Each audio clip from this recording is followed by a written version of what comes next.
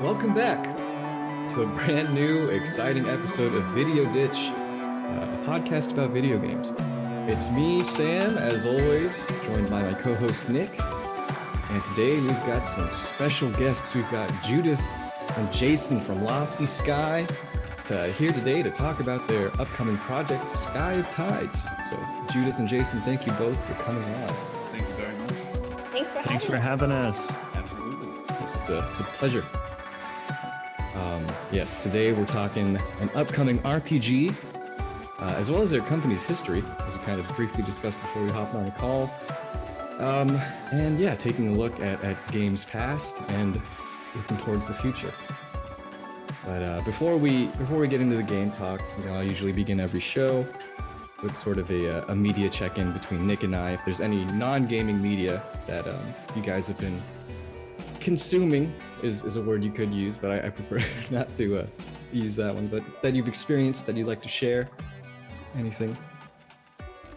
Like what we've been like watching or playing? Watching, reading. playing, Non-games. Non-games, Oh, yeah. non-games. Like, okay. Yeah. I've been playing Lords of the Waterdeep with my kids. That's been good. Okay. Yeah, but that's not exactly a find. I mean, that's been around for a bit. For sure. I mean, Yeah, no, I've been traveled quite a bit, so I've been like behind on media. I finally caught the second Dune film, which obviously is not any discovery, but I enjoyed that quite a bit. Mm-hmm. Yeah, I've been still on a run with our feature film, so I've been back. I've been away for quite a chunk, but getting caught up where I can on stuff. Nice. What about you, Judith? Anything interesting in your universe? Like I'm similar to Jason. Like I have two young children, 5 and 8 girls. Nice. So they keep me really busy. But I can imagine, yeah. the past weekend, my husband and I finally got a chance to watch a movie, and so I watched like the reboot Jumanjis. Okay. With the With, Rock. like The Rock. With Dwayne The Rock, yeah. Yeah, and it was like I was so pleasantly surprised by them. Like I didn't have any high expectations, but when I watched it, I'm like, this is hilarious. Like, and I loved all like the gaming references they had in there, like how they just nailed down the NPCs, like repeating the same line every time you went up to them. And that was just really cute. So yeah, that was my weekend and what I got up to. Nice, Very right nice. on. The apex of the Rock's career, some would say. Yeah, unfortunately, It's don't the look peak. back. Yeah, All downhill after Black Adam. Oh, yeah. man. I mean, DC is, it's tough. They have, I don't know, they just have a tough streak, Yeah, Yeah. they did We'll see if they can break out of it. right. I will say, I did see an announcement trailer for a new animated Batman series that's coming in August on Amazon. That looks like it could be interesting. It's focusing on like the 1930s sort of era, cool. truly like the original incarnation. Yeah. Cool. Yeah. What about you, Nick? Anything cool you'd like to share with the class? No, nothing cool. I've just been rewatching Hunter x Hunter in English because I've never listened to it before, not in Japanese. Very different, believe it or not, in another language. Are you two anime fans, perchance? Little bits. My kids are, so I catch whatever they're watching. Okay, right on. Yeah. My kid she's really into Avatar: The Last Airbender right now. Oh, yeah. That's a great one to be that one into, you can yeah. watch. I've gone through that thing probably 3 times, and I still don't mind it. It's a classic. So Yeah, I'm with you there. Oh. Certainly. All right. Well, I suppose moving on from that, before we begin talking about the game, I'd like to ask you two about your personal histories with video games. Your formative memories, any specific genres that piqued your interest as a kid, or whenever you did start playing games. Sure. That sort of thing. Yeah.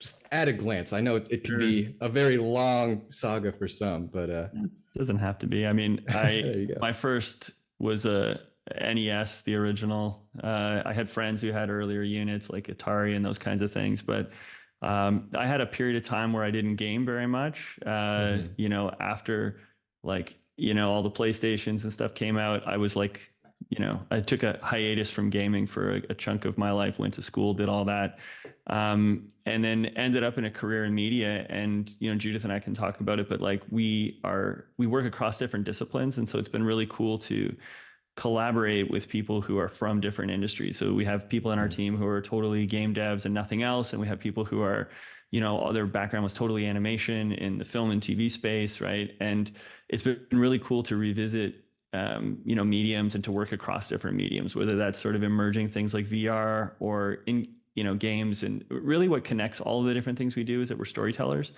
So we make, and I think it's also been beneficial to kind of change channels. You make a game and then you make a film. We made an animated film that was Canada's entry for the Oscars last year, which was really fun. Wow, congratulations. Thank you very much. Yeah, that's awesome. Shameless plug here. There's a poster up behind Check me. it out, everyone. Watch it, everybody. Yeah, you can stream it on. People can find it on Vice. They can find it on in BBC if they're in the UK. Well, if you like anime, like the artist who that came out of a video game, actually.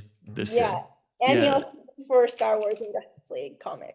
That's right. So he was an artist for Star Wars and Justice League, and he'd worked with Jin Yong, the leading kung fu novelist in China, and we were making a video game with him. And then we learned this crazy story about how he had to flee his home in China, and we turned it into an animated documentary that has won 27 prizes and continues to kind of go all over the world and keep me busy. So so it's been interesting to connect with people who collaborate, because I find it's interesting with the film, for example, people watch the film and they were like, oh, I really like the video game aesthetic you had in there, and I had to scratch my head because I was like, oh, it was never a conscious thing to make it look like a video game. And I just realized when you work in one discipline, you kind of build this tool set. And quite often we're really siloed. We're like, I only do, films, or I only do games, right? But when you work across these different mediums, you build a tool set and you can just carry that with you wherever you go. So one of the issues we had in this film is that there's a lot of, Chinese film subjects who I knew that it would be difficult for a Western audience to keep track of who they are, their names, and all this stuff. So we created these little, it was actually the concept art from the artist who was creating their profiles, and we just use it as this little pop-up with their name beneath it, and it looked a lot like when a character's icon pops up in a game, and it was just sort of subconscious that we're like, oh, this is a solution, and it was obvious to us that this is how you should do it, and people are like, oh, that feels like a video game, and I was like, oh, I guess that's kind of why it's good to make different things and not just do one thing, right? So I think there's other ways like that too. You gain an appreciation for the strengths of a different medium and also where its limitations are, because sometimes if you're a hammer, you just think everything's a nail and you just oh, everything's a game, a game. But some experiences really work well, especially I find things that are in the first person that are where your goal is immersion and empathy. VR can be very powerful, but I find VR very limiting in sort of long linear stories, because you, as a director, you lose control of the shot. You can't have as a director in a film, you would you want to communicate emotion, you would have a close-up shot of somebody, right? And in VR, that's just someone standing really awkwardly, right in your face. It doesn't work. So you lose and you don't control where they look anymore, because you're the intention is just given to the So it's difficult. It's not impossible. People have done really interesting narrative things with it, but I find you lose a lot of the really useful tools that you have telling a story in film. And so I feel like the strengths are different in different mediums, and working across them gives you an appreciation for each of them. And it might also give you ideas. You don't have to just fit whatever comes into your head into what you always do. Sometimes you can be like, oh, you know what? This would be a great game. Or in the case with Sky of Tides, we're making a TV series in the same world, and we're making the game, and the two go together, and we're approaching it from two different protagonist perspectives who have two different sort of goals, and what the characters are doing is different. And so one is suited really well to the game. The other side works really well as a TV series. So, wow, that's so fascinating. That's really cool, though. I didn't realize that the cross media project was happening with Sky of Tides as well. So we have a really interesting. Judith, you want to talk about it? So there's a 5-part animated series that goes along with Sky of Tides, and it's from another protagonist point of view, but it's in the same world, in the same conflict and timeline, and there's crossover characters. And players, right now we're thinking for a limited time, players can actually unlock this series within the game by beating the game, and they can do that by achieving a balance of their stats throughout the game. So you achieve the true ending of the game, and leads right into the TV series. Oh, that is a bonus for the players. Cool. Yeah. Mick and I have we both played the demo. I think that's as far as both of our exposures is to the game. But yeah, I can already see it. It's very cool. Very cool. Yeah, it's fun. We like to, I mean, one of the things that gets us going is trying to do something that's a bit unique, bit original. You always have to, I think you can't just have the motivation of like wanting to make a game and wanting to sell it. I feel it's, for us at least, it's really good when you're creatively engaged, you're trying something that's a little bit different. And I think that also speaks to sort of like how we're, changing some things up in terms of conventions with what you see typically with RPGs. I mean, this is really more like a narrative adventure with RPG elements, but in terms of that RPG aspect of the game, like, really trying to mold something and change things to really suit what we think is is organic to this experience, right? And I think it's fun when you're kind of breaking new ground and doing things a little differently. That's something we often tend to do, and it's really creatively motivating, right? You kind of pour yourself into something, you're solving something or creating something new. Nice. How big is the size of your team? Don't mind me asking. So it varies between like different phases of production. So like when we were, for example, in the throes of production on the feature film, we had a few more, but generally speaking, we're close to 20, Okay. 15, that's split 18, too. So there's like, yeah, that's including the game side and so it's like we have very lean teams, and we have some creatives who work across different things. And then when we're kind of in the midst of a production, we may staff up. But basically we have a core team that works across disciplines and some specialists mixed in there as well. Nice. Very cool. Yeah, we'll have to, I don't know if you've seen the Atla series trailer, but we'll have to send it to you after because it's really awesome. Yeah, by all means. Certainly would love to. We haven't done we have only the 15-second has been officially released, but we have a 90-second that will be released soon. Okay. And it's, it looks pretty good. We're pretty happy with it. Yeah, very glad to see it if we can. Cool. Yeah, we can give you guys like a sneak preview. There is like an embargo on it right now. Like we're not released widely, but we can definitely It'll come out soon. It'll be a July release, that one. We'll film ourselves reacting. We won't show the trailer, but we'll be like, whoa, full 90 minutes. You guys can't believe what you can't see. But you guys wish you could see this. Yeah, exactly. Nice, right on. Well, since we're talking about Sky of Tides right now, unless Judith, you wanted to throw in your personal history with gaming real quick. Yeah, if there is one. Yeah, mine's very like it started with Roller Coaster Tycoon. Oh, perfect. Yeah. Okay. Love that. I really like when I was young, I always wanted to be an architect. So I really liked games where I could like build spaces. Yeah, The Sims is one of my like formative favorites. So yeah. I totally hear what you're saying. Yeah. So in The Sims, I just enjoyed building houses in The Sims because I was like, so I can make like different houses and stuff, and it was fun to like play the people. But I really liked like building the rooms and the houses. So I actually did end up going to like university for landscape architecture and planning. But life takes you in different places, and I ended up in media. But I feel like with games, I'm actually able to bring a lot more of that design experience. Oh, I could imagine. Yeah, certainly. Especially it's fun working in Unity and like a 3D space where we can actually like build environments for people to explore. So it kind of feels like I'm playing The Sims again. Yeah, no, I mean that must be an amazing feeling. Yeah, I know, it's a lot of fun.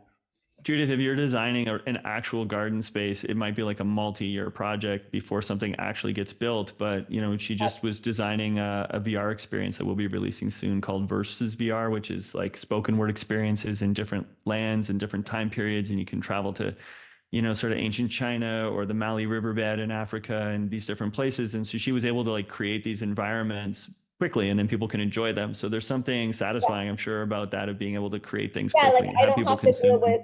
Building code and drainage. That's right. No building code. Yeah. And like the stuff that like I worked in a firm for a little bit, and I was like, oh, this isn't actually as fun as it seems. From the outside, yeah. In the virtual world, there's no OSHA.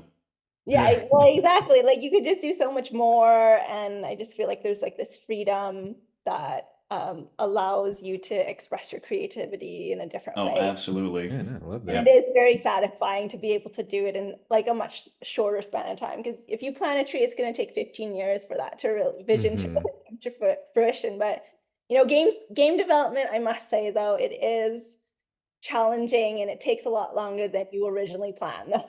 I mean, I could imagine. Yeah. That's the main take. I think every single developer we've had on says, if you think it'll take 3 months, it'll probably take 3 years. Yeah, really. That's really how it goes. So it's one of those things you don't know what you have in some regards until you build it, and that's true with films too, but I think it's even more so because you have pretty much everything you have in a film, but in games, but it also is interactive and there's the gameplay loop and you have to make sure that that's fun and you have to make sure that it feels like it actually ties into the story that you're telling and all of that. So there's just this added kind of iterative process where you're working with very technical people, very artistic people kind of together.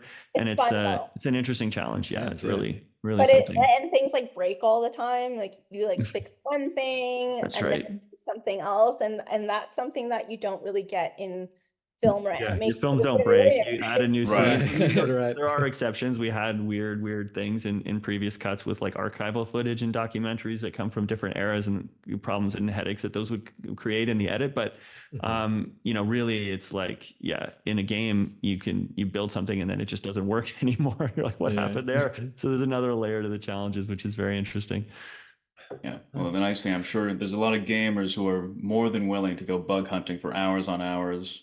Yeah, you get through it. It's just more things that you're dealing with all at the same time, which is really, like, I think the reward that comes from creating something is in many regards like proportional to the challenge or to like all the different things that you're taking care of along the way. It just feels more satisfying when you get through that. So, I mean, to be able to work with a really multidisciplinary team, try and push the boundaries in some areas, try something new that you haven't seen before, and then figure that out together. And then you come out with something and you're like, oh, that actually works, or it's pretty good. It's like, that's really satisfying. So it's motivating, Yeah, breakthrough. The joy of creation is really, really something else. Hopefully one day I'll also experience that, fingers crossed.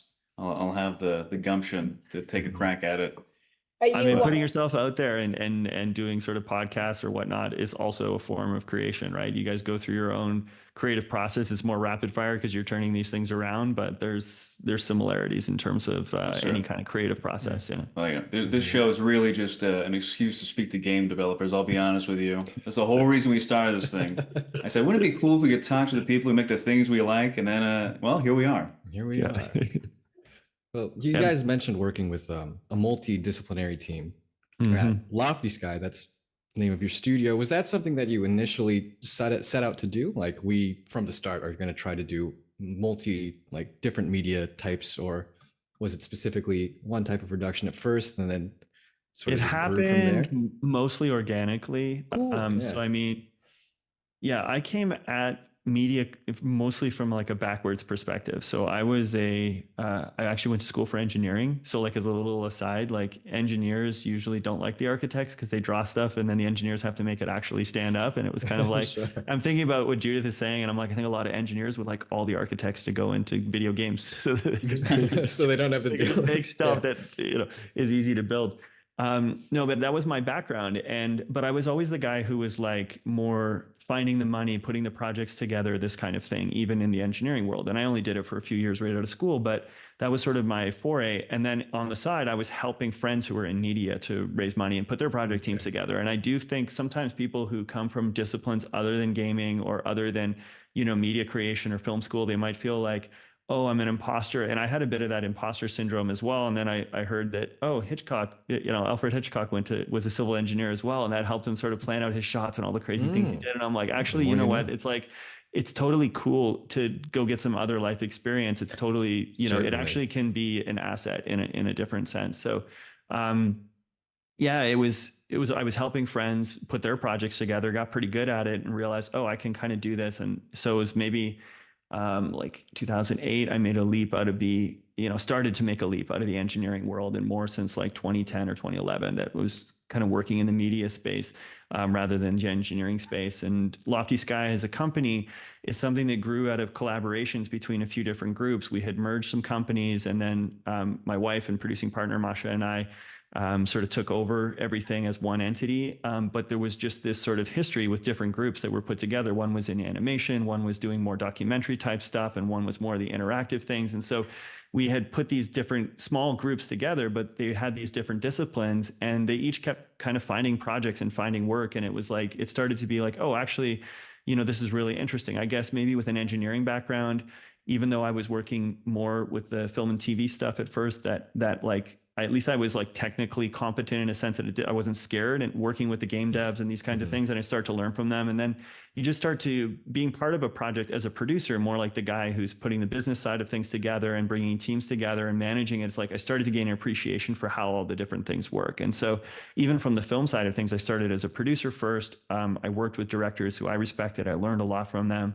And that gave me the confidence to go out and direct, films that I was and stories that I felt were sort of in my wheelhouse and something where I could creatively handle. And so it just sort of happened organically. And then the team that we've built are people who, they come from different backgrounds, some from film and television, Judith came more from the marketing side. She came in and she was actually marketing our products. And then she was giving so many notes on what we needed to do to change the projects to make them more marketable. We're like, hold on, now you're like creative directing. And so we just gave her a new hat. There you go. Yeah. And that's sort of part of like this small team where, if you recognize someone's strengths, you realize in a small team, you can't be like really top down and really just sort of like, hey, really regimented about things. You have to be, you have to really get the best you can out of everybody. And so that part of that is about bringing in people who are really adding to your creative dynamic, but also part of it is how you set things up so that those people really feel that they can contribute to different things. And I think, for example, with the feature film,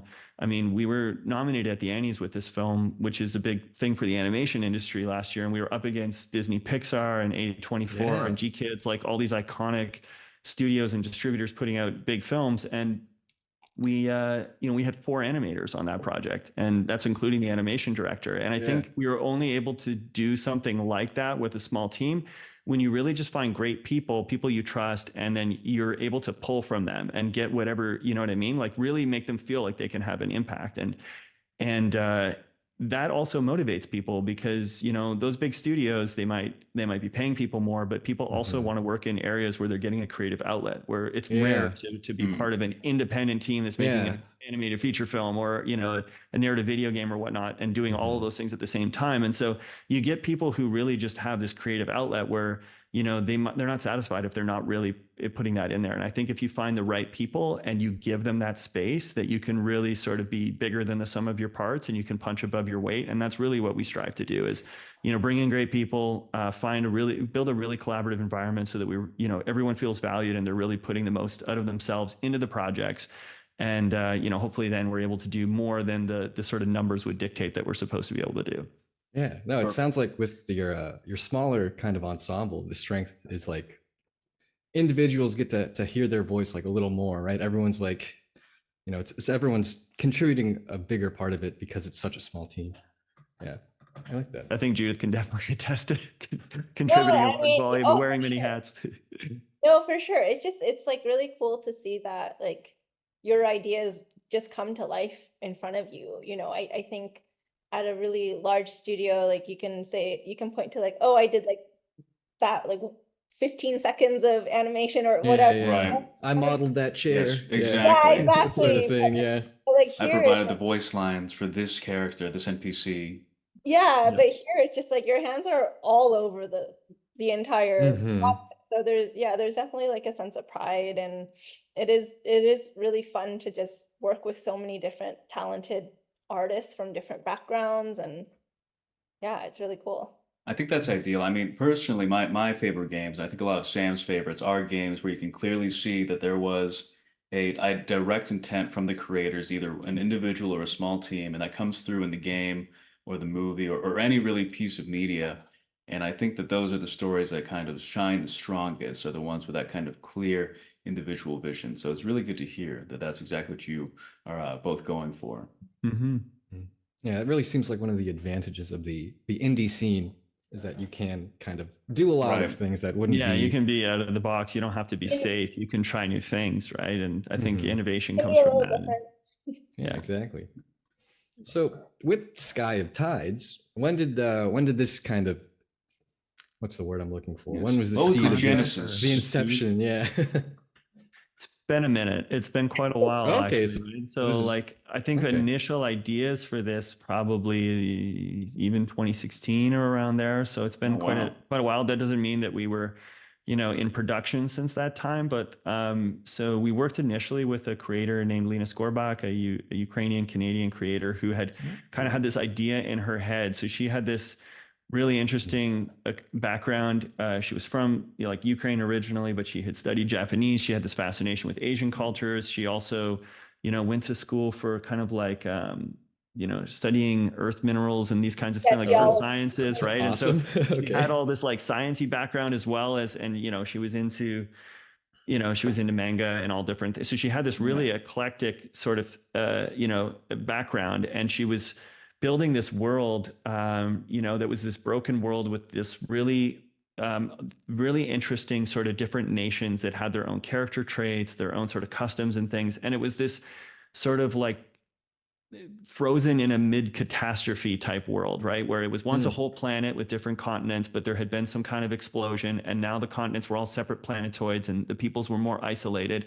And the sort of previously the magma core of the planet is now like this inner sun. It's a source of radiation from inside, and the oceans floated up and they're hovering as this sphere around everything. And so it was such a rich world that we felt like it was real, like she was living there, because she had all this kind of detailed stuff. And so she was the sort of initial spark, and there was a period of time where we went through figuring out, like, we liked it as a setting for a game.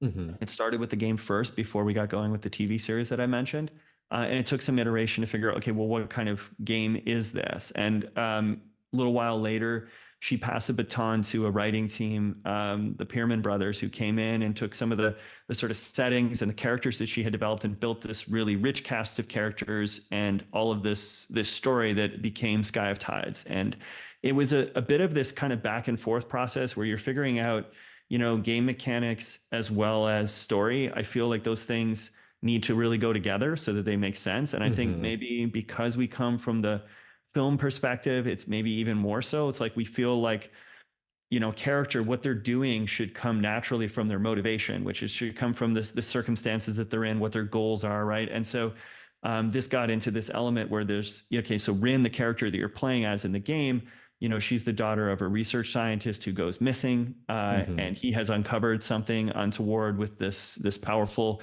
the syndicate force that has a monopoly on this Coron mineral that powers everything, and it is sort of core to their technology, and they're growing their influence, and there's this kind of Cold War brewing as though it's about to sort of heat up into a real conflict. The other side are the Sovereign Coalition, a collection of different you know, nations who still sort of feel that the answers are in these lost, sort of forbidden tomes that have sort of like a secret wisdom that will help them to heal the world. So there's these two sort of vying things, and you're stuck in the middle of this. Your father went missing. He was doing something. Maybe he found something he wasn't supposed to find.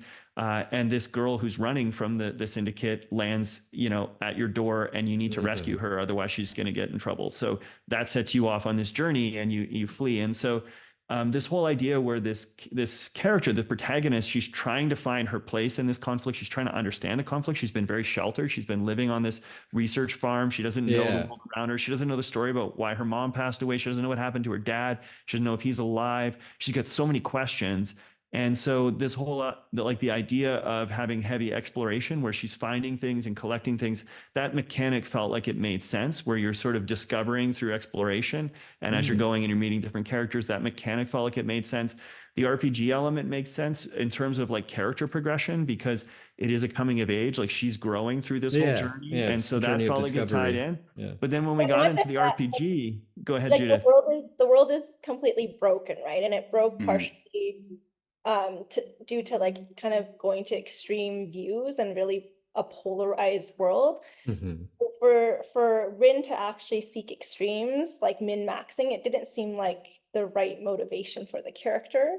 It didn't match that. So we were like, well, what if we kind of turn the RPG convention on its head and do like, I almost approach it as like anti-RPG, because she's trying to bring balance back to this world that is lacking it. So what if she, in order for her to bring balance back to this world and heal it, she actually has to bring balance to her character first. And be a balanced individual. Yes. Yeah. Placing the Yeah, character so it starts first. from like the inside Yeah. out. So that's kind of how, like, that's how that idea came about of like, Okay. instead of making the true ending something that's like a min-max, it's more like if you balance all your character stats throughout the game, that's actually how you beat it to unlock the true ending, and players will be rewarded with the animated series.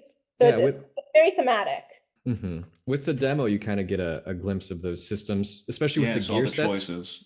Yeah, right. I appreciated how the gear sets were tied to the traits of Rin. Yes. The whole balance thing is how you unlock each part of the set. So there's basically 5 checkpoints. Encouraged. Yeah.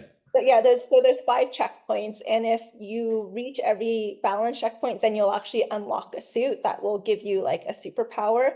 If you're min-maxing, like we still have 32 different outcomes, because like we don't want to force people to do like however they want. If you want to min-max a game, like go for it, because there's 32 different outcomes that are based on a combination of the stats. So you will get like an outcome. It's just a different outcome. You'll get a different outcome, right? But even with like the customization, like if you're only going for intelligence, like you're gonna unlock all like the head pieces, but you're not gonna maybe unlock the rest of the suit. Yeah, no boots, no backpack. It's that kind of combination of the suit that gives you. It's tied in thematically, and so definitely the whole thing. It's rewarding, that pursuit of balance, and there's this kind of like voice in your ear that you'll meet this mentor character that's speaking to you through statues, and you're not sure if he's real or if you're going crazy because of the radiation. Kind of that guy in the demo as well, So you'll see him throughout, and that he's humorous and he's a lot of fun. We love the voice actors in this; they really did a great job. So I was gonna comment on that next. Very expressive. He almost started. We added some more like singing type lines just after we recorded him the first time, because he was just kind of like, he brought that sort of vibe to it. It was really fun. So we added more there. So so it's one of those things where it's like we want people to see it as, if they really like to dig into the RPG systems and tinker with things, it's like, this is an accessible game. This is it's like it's a narrative adventure game, but we love elements of RPG, and we've tried to bring that in. So it could be like someone's, foray into the RPG genre, but it isn't like pushing the boundaries and the details in the RPG, in terms of the depth of the mechanics. It's not overwhelming from the No, it's not over, because it can be, right? I mean, as a first, it's like, if you're not hardcore into RPGs, it's like some of them can be like, whoa, man, this is complicated. Like, that's like that. For me, I actually, like, I like more narrative driven games. Like I like to play games for the story. That's why I really appreciate stuff like Disco Elysium. Like we're big Disco Elysium fans too. Yeah, like the writing's amazing. Like the character building, and there's no combat in it, right? Like I really CRPG with no combat is or like I don't have to like fight anyone or kill anyone, because that stresses me out. Like even like as part of my gaming history, like after Roller Coaster Tycoon and like these building games, like I wouldn't play games, but I would watch people play games. So I would watch my brother play Heroes of Might and Magic. It's like this, awesome. It's like this turn-based strategy game. And then my friend loved to play like horror games like Resident Evil and like first person shooters. And they'd be like, do you want to play? I'm like, no, I just want to watch you, because I would just get super the pressure of needing to you're there to unwind. You don't want so I really just enjoyed watching people play those games, but I myself, like I would prefer, like I also really like Dreamfall Chapters. I don't know if you go. But that one's like a super crazy narrative game with like it's almost like an RPG, because like you play like 3 different people in worlds and stuff. So like we wanted to make this game where, I think storytelling is at the heart of everything we do, and we put that as like the essence of the experience. So we want to make sure like it's people, like anyone can enjoy the story. And that's what like our focus on, and like the game mechanics and everything are really just enhancing that immersion and that experience. Nice. You can bang that story. The Disco Elysium. I did notice when I was seeing the different clothes providing the bonuses, I was like, this reminds me of something. Feels familiar. Can't quite place it. For sure, because like it's like the top down isometric view, and you're kind of exploring objects that unlock dialogue and things like that. So it's not Right. as dark as Disco Elysium. Like I think that's the other thing is like if yeah, people like are the guy like, oh, you're it's just playing. in Disco Elysium Chapter 2. It's like it's got a very different vibe. Like, I mean, it is still kind of like it's not quite post-apocalyptic. It's kind of like mid-apocalyptic because the world's kind of like frozen in this Like it's stasis. The setting is dire, but actually there is a real optimism and there's kind of like a levity in the writing and the characters that is distinct, I think, from what you see in Disco Elysium, which has got that really dark vibe. So people will see differences, and I think it's good to. I mean, for us, we don't want to create like a reskinned version of something else that someone else has made. We want to feel like we're making something that's really exploring something creative that we have to say, or something we want to sort of contribute to the landscape of what's out there. And so, you have to have touch points. So people are like, well, what exactly did you make? And it's like, well, it's got a little bit of this, it's got a little bit of that. But actually, we're not like trying to just amalgamate two things into something new. We're trying to create something original and really kind of have the experience come naturally out of what it is that the story and the overall experience is supposed to be about. So that's where we're coming from, but we kind of touch on other things so that people feel like, okay, I understand at least what it is. Right? Yeah, exactly. I can see what this is. Just because it's isometric, that doesn't mean that it's Fallout 2. That doesn't mean that it's Icewind Dale. Yeah. No, that's right. Yeah. Very nice. Yeah, the biggest inspiration, I'm going to say, most likely. So Roller Coaster Tycoon was the biggest inspiration for Sky at Tides. Good to know. I was pretty bad at it. My coasters would crash. So I'll see how that goes. That's funny. But so for the game itself, what are the hopes for both of you? What are your hopes and dreams for the game? The major outcome. What would you like people to get out of it? Yeah, to take away from this. Yes.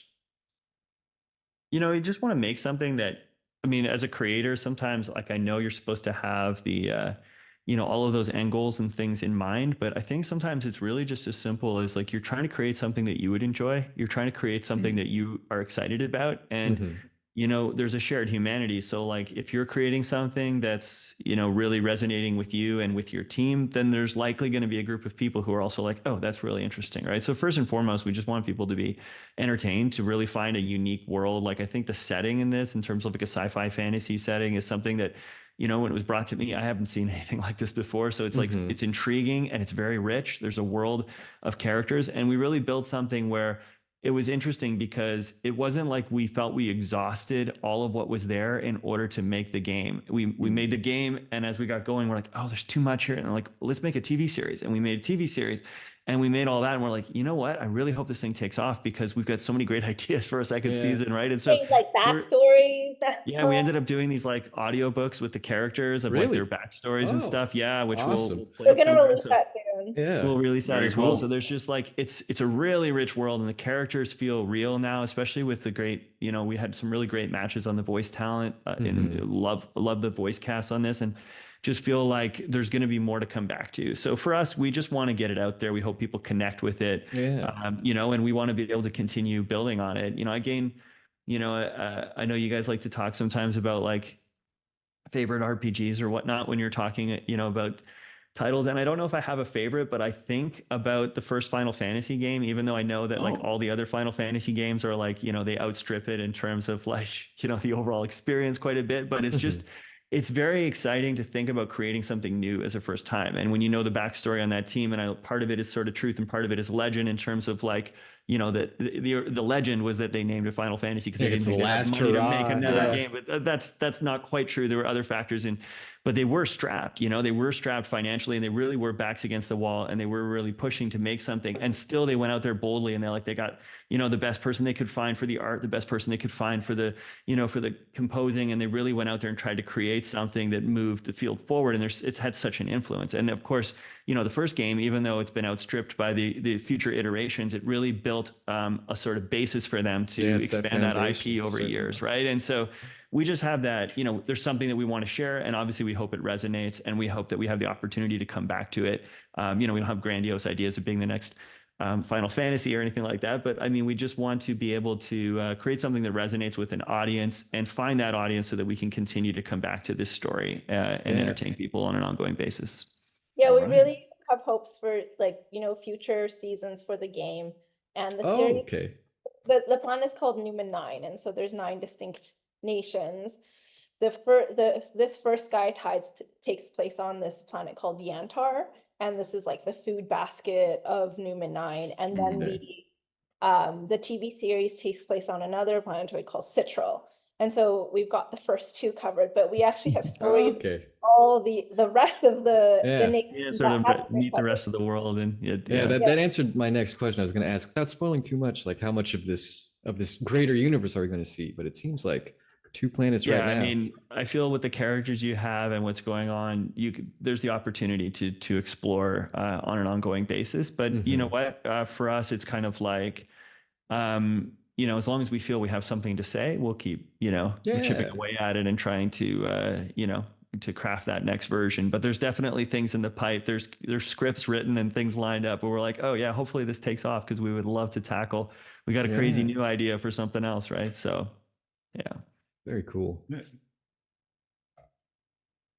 I think that also answered the community questions in that case. That did. That answered the first part of Bun's question. Yes. Well, Final Fantasy, I guess, retroactively is a deeply flawed game because Final Fantasy 2, 3, and 4 came out afterward. Embarrassed. I mean, it's hard to judge like it's not exactly a sequel because they're more like volumes, I guess, right? But it's like it's hard to say, oh yeah, well, of course, up against 14 or 10 or whatever, right? Like, yeah, you look at 1, it's like, it seems very primitive, but we're like, man, it's really hard to create something new, right? And before you're like, you have a massive market capitalization and you have all this like resources and stuff like that. It's totally different. And so I'm really inspired by like they were still a contractor for Nintendo. They weren't tiny, but like this idea of like smaller creative teams really pushing boundaries, trying to create something new. They're trying to share something with the world that's interesting or unique. I love that. And I'm inspired by, people putting it all out there and seeing what they can do. I think that's what I love about indies in general. Like we were at Summer Games Fest in LA recently, and were you there? We were there, well. yeah. Oh, really? Yeah. Yeah, no, I was with, we had a booth with Indie Angels. It was like wasn't in the main area, but like if you go into this like corridor and there's like a few more cabanas. Okay. I was with a few other local devs from Ontario. And it was like we only spent a weekend together, but when we left, I just feel like a bond was formed. My friends now, Totally. But like I just love the indie community because like everyone is so creative and everyone is pouring their heart into it. Everyone's fighting the same uphill battle in the indie scene. Yeah, I think that definitely has like some solidarity amongst everyone. Yeah. But everyone's trying something like a little bit different too, So that's what's really exciting about the whole like dev scene, indie dev. Yeah, no, certainly. There's a camaraderie to it, everyone's trying to up, and it's just really fantastic. Nick and I talk about often how we feel like the indie scene is going to be the source of innovation in the games industry. Yes. In these coming years, especially because the AAA kind of seems unsustainable at this point, just with production sizes and everything that's going on. But right. Well, it kind of like over accelerated for a bit during COVID, where it was like, oh my goodness, people are never going to leave their homes again, and they're all just going to be playing video games all the time. Let's like throw piles and piles of money at that. And it's like finding talent at that time was so crazy. It was like, what? Like people were just throwing dollars around like crazy. But so then there's probably a bit of a correction from that. But if there is that, like if you say if there is that sort of sort of down cycle for some of the AAA. Hoping that the indies can fill in with some creative work and really, have their opportunity to stand out as well. Absolutely. For every person who says that they can't stand the state of gaming's never been worse, I encourage them, please look 2 inches to the left, look 2 inches to the right, look past Call of Duty 24, look past, the latest Madden. I promise you there's an amazing game right to the side that you're just not seeing. Yeah, certainly. For sure. Right. Yeah, definitely. Well, I think that brings us to the end of our questions, Nick, unless you got anything else you want to ask, any last burning questions? Burning questions? Oh, I know you like Final Fantasy. Do you have any opinions on Dragon Quest? Well, No, I'm not going to get into. I'm not going to wade into like a one better than the other. You know, obviously, Dragon Quest came first, so I mean, it's got its, you know, it's got its influence there. So, you know, hey, Nice. Yeah. Got to give credit. Got to give credit. Personally, but I'm not going to tell you if I like what are the other better. Hey, no worries, no worries. Don't give me I do have a bit of a question. So you guys have you're experimenting with the game. You have a feature film in the game's universe that you no, so the feature film is actually an animated documentary about a TV hijacking in China. Completely different thing. Okay. We have a 5-episode animated series in the world of the game. Okay, that's to be seen whether there's a feature film in this universe. Obviously, that would have to depend on some good success, sure. you know, in terms of getting the IP out there. But at this moment, it's a TV series and a video game. Yeah, and so sort of like short form audiobooks that are character backstories that take a bunch of the characters. We have, I don't know, close to 10 of them now, I think, and we're just sort of telling their backstories through these sort of audio recordings, which I think are really cool because there's all these characters we meet, and as soon as you meet them, they're really interesting. But the writers they're prolific. They had lots of great fun things to say, and they started crafting these things. We're like, oh, let's just keep going. Let's make these things. We'll figure out what to do with them. But we're going to make them as sort of like intros to this world because they give insights into sort of some of the key players in the whole overall conflict, but also give a lot of insight into the world. And they're just really well acted and really interesting and fun. So that's a fun way of world building where you're just showing, you know, and not just telling like this. No, just when like you're experiencing it through a character. Totally. That's the way to go. I mean, 100%. And it's fun to just to be out there in all different mediums, you know, to have some sort of text-based stuff, to have some audiobook stuff, to have, you know, the TV series and the video game, and just kind of, it's fun to tackle things from different perspectives. Nice. Well, viewers, listeners, there's a demo out on Steam right now for Sky of Tides, and you can wishlist that as well. Do you guys have a tentative like release date or a window you're hoping to make, or is it still just in the oven? It's still listed officially as 2024, which is all I can say right now. Okay. All right. There will be another demo, a new demo at some point, yet to be announced, and then there will be a game announcement. We will have a presence at Gamescom, so if people are in Germany, want to connect with us, or they're going to Cologne that's a crazy event. If you've never been to it, you should totally check it out. It's like, would like to. It's like a GDC and Comic-Con had a kid or something. Like it's like, it's got the industry side of it, and it's got the fan side of it. And it's just this crazy huge event. It's a lot of fun. All right. You convinced us. We'll go. Yeah. Nice. Okay. Well, right on. Yeah. Viewers, listeners, Lofty Sky Games. Look them up. Look up Sky of Tides. Perhaps even some of their other work, because I'm certainly intrigued. Judith and Jason, thank you so much for coming on today. Thank you very much. Yeah. It was a very cool conversation, very insightful. Pleasure, guys. We're wishing you the best of luck with the eventual release and your other projects you're working on, because this is very cool. You should be proud of what you got going. Thank you. And we're certainly excited to see what's coming next. Cheers. All right. Thanks so much, guys. Thanks, everyone. We've been Video Ditch, and keep on gaming in the free world. Be good to each other. All right. Play outro.